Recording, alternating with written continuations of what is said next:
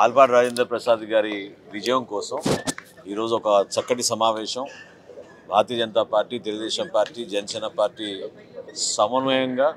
కలిసికట్టుగా ఏ విధంగా ముందుకెళ్ళాలి, రాబోయే 3 వారాలు కూడా క్యాండిడేట్కి మా వంతు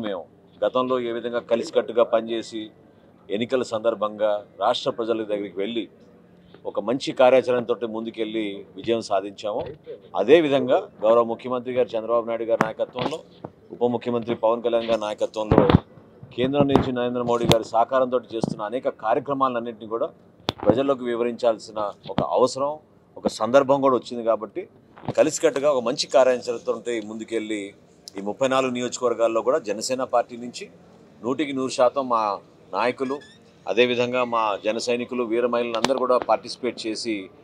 ఆలపాటి రాజేంద్ర గారి విజయంలో ప్రతి ఒక్కరు కూడా భాగస్వాములు అవ్వమని ఈ రోజున